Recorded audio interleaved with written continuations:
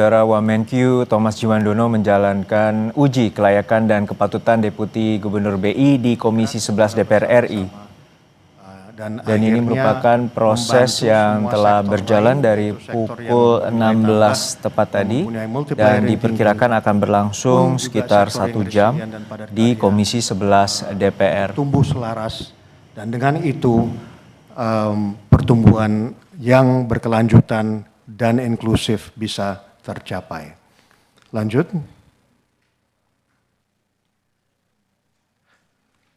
Di sini saya ingin menjelaskan sedikit mengenai sinergi kebijakan fiskal moneter dan sektor keuangan maupun strategi mewujudkan negara maju secara jangka menengah dan panjang.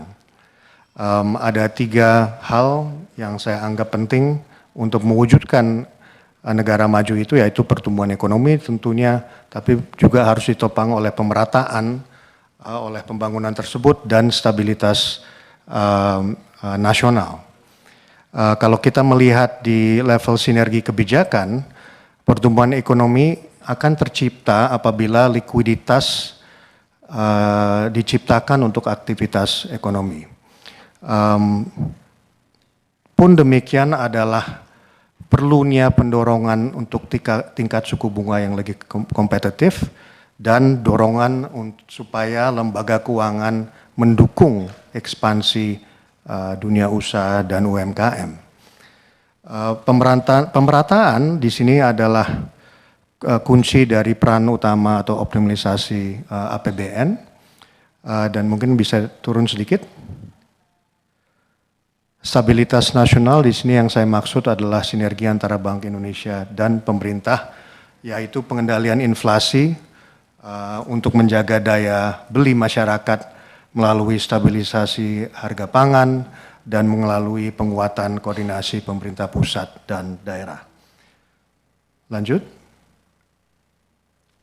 Sekali lagi saya tekankan bahwa sinergisitas tersebut tidak mengurangi independensi masing-masing lembaga. Ini kritikal, ini sesuatu yang menurut saya penting dilanjutkan dan sudah istilahnya fondasinya sudah ada dengan undang-undang dan perundang-perundangan yang sudah berlaku. Di sini saya catat bahwa BI sebagai otoritas moneter mempunyai beberapa tugas, yaitu pengelolaan sistem pembayaran,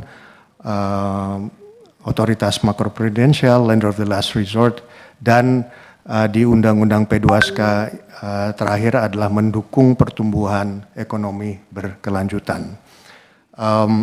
Otoritas fiskal di sini tentunya Kemenq adalah pengelola keuangan negara, memberikan kebijakan umum sektor keuangan dan dukungan modal dan pinjaman seperti di LPS dan sebagainya.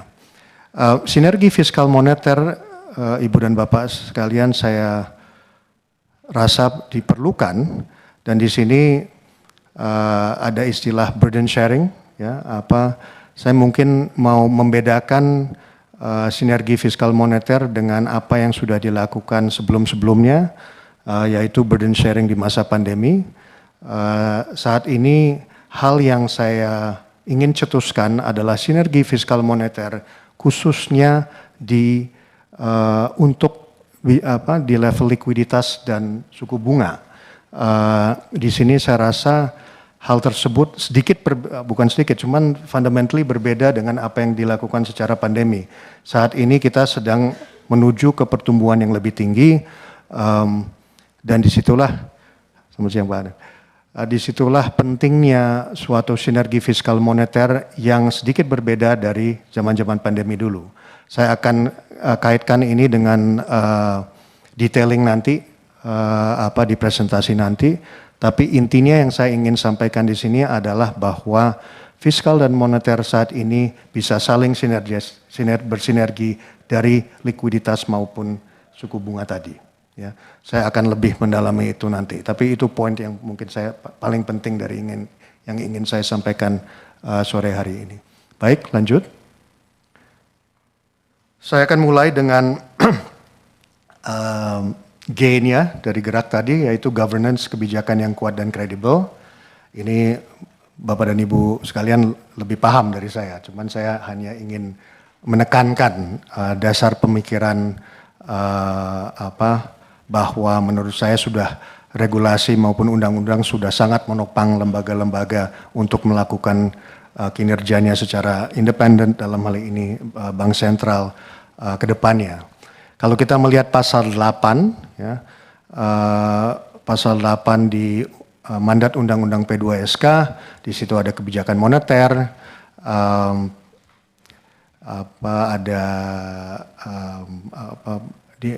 di bawahnya lagi ada, mungkin bisa turun lagi, ada kebijakan sistem pembayaran dan kebijakan makroprudensial.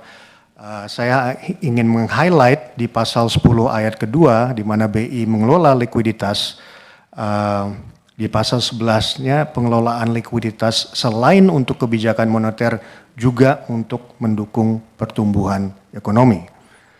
Kalau kita rohnya nih pasti kan di pasal 7, yaitu tujuan Bank Indonesia selain stabilitas nilai rupiah, selain memelihara stabilitas sistem pembayaran dan turut menjaga stabilitas sistem keuangan, semuanya itu dalam rangka mendukung pertumbuhan ekonomi yang berkelanjutan. Artinya, BI dapat melakukan komunikasi maupun koordinasi kebijakan. Ini adalah... Itu tadi pemaparan di mana sesi 60 menit yang diberikan kepada Wamenkyu Thomas Djiwandono yang tengah menjalani fit and proper test sebagai calon deputi gubernur Bank Indonesia, dan sebelumnya juga hasil pemaparan